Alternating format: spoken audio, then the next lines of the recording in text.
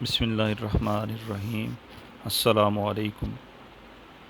آج ایک حضرت مالک بن دینار رحمۃ اللہ علیہ کا قصہ آپ کے ساتھ شیئر کریں گے۔ حضرت جعفر بن سلیمان رحمۃ اللہ علیہ کہتے ہیں کہ میں حضرت مالک بن دینار رحمۃ اللہ علیہ کے ساتھ ایک دفعہ بصرہ میں چل رہا تھا۔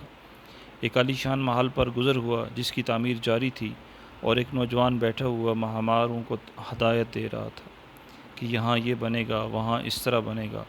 مالک بن دینار اس نوجوان کو دیکھ کر فرمانے لگے کہ یہ شخص کیسا حسین نوجوان ہے اور کس چیز میں پھنس رہا ہے، اس کو اس تعمیر میں کیسا انہماک ہے۔ میری طبیعت پر یہ تقاضا ہے کہ میں اللہ جل شانہ سے اس نوجوان کے لیے دعا کروں کہ وہ اس کو اس جھگڑے سے چھڑا کر اپنا مخلص بندہ بنا لے۔ کیسا اچھا ہو اگر یہ جنت کے نوجوانوں میں بن جائے۔ جعفر چل اس نوجوان کے پاس چلیں۔ جعفر کہتے ہیں کہ ہم دونوں اس نوجوان کے پاس گئے، اس کو سلام کیا، اس نے سلام کا جواب دیا۔ وہ مالک رحمۃ اللہ علیہ سے واقف تھا، مگر مالک رحمۃ اللہ علیہ کو پہچانا نہیں۔ تھوڑی دیر میں پہچانا تو کھڑا ہو گیا اور کہنے لگا کیسے تشریف آوری ہوئی۔ مالک رحمۃ اللہ علیہ نے فرمایا تم نے اپنے مکان میں کس قدر روپیہ لگانے کا ارادہ کیا ہے؟ اس نے کہا 1,00,000 درہم۔ مالک رحمۃ اللہ علیہ نے فرمایا کہ اگر تم یہ 1,00,000 درہم مجھے دے دو تو میں تمہارے لیے جنت میں ایک مکان کا ذمہ لیتا ہوں جو اس سے بدرجہ بہتر ہوگا، اور اس میں حشم خدم بہت سے ہوں گے۔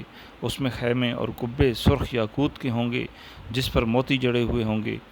اس کی مٹی زعفران کی ہوگی اور اس کا گارا مشک سے بنا ہوگا۔ جس کی خوشبوئیں مہکتی ہوں گی وہ کبھی نہ پرانا ہوگا نہ ٹوٹے گا۔ اس کو معمار نہیں بنائیں گے بلکہ حق تعالی شانوں کے امر کن سے تیار ہو جائے گا۔ اس نوجوان نے کہا مجھے سوچنے کے لیے آج رات کی مہلت دیجیے، کل صبح آپ تشریف لائیں تو میں اس کے متعلق اپنی رائے عرض کروں گا۔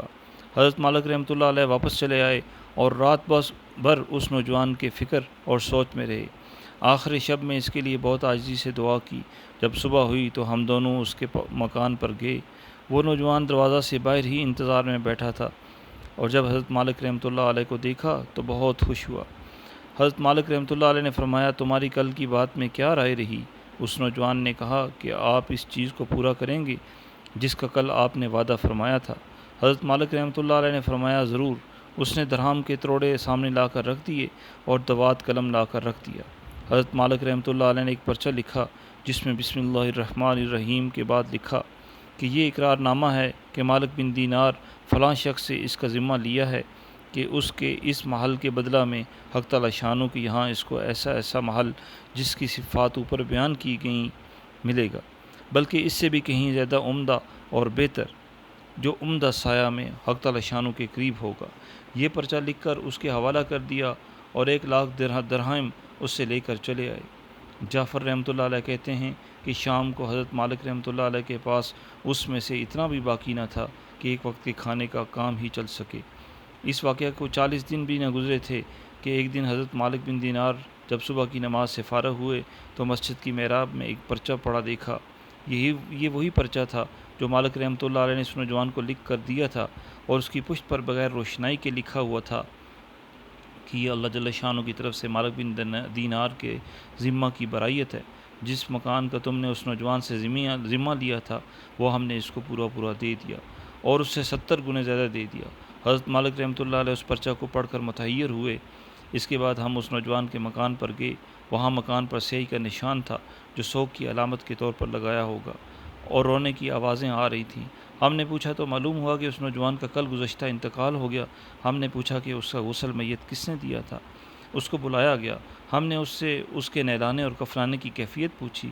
اس نے کہا کہ اس نوجوان نے اپنے مرنے سے پہلے مجھے ایک پرچہ دیا تھا اور یہ کہا تھا کہ جب تو مجھے نہلا کر کفن پہنائے تو یہ پرچہ اس میں رکھ دینا۔ میں نے اس کو نہلایا، کفنایا، اور وہ پرچہ اس کے کفن اور بدن کے درمیان میں رکھ دیا۔ حضرت مالک رحمۃ اللہ علیہ نے وہ پرچہ اپنے پاس سے نکال کر اس کو دکھایا۔ وہ کہنے لگا کہ یہ وہی پرچہ ہے، قسم ہے اس ذات کی جس نے اس کو موت دی، یہ پرچہ میں نے خود اس کے کفن کے اندر رکھا تھا۔ یہ منظر دیکھ کر ایک اور دوسرا نوجوان اٹھا اور کہنے لگا کہ مالک آپ مجھ سے 2,00,000 درہم لے لیجئے اور مجھے بھی پرچہ لکھ دیجئے۔ حضرت مالک نے فرمایا وہ بات دور چلی گئی، اب نہیں ہو سکتا، اللہ جل شانہ جو چاہتا ہے وہ کرتا ہے۔ اس کے بعد جب بھی مالک اس نوجوان کا ذکر فرماتے تو رونے لگتے اور اس کے لیے دعا کرتے۔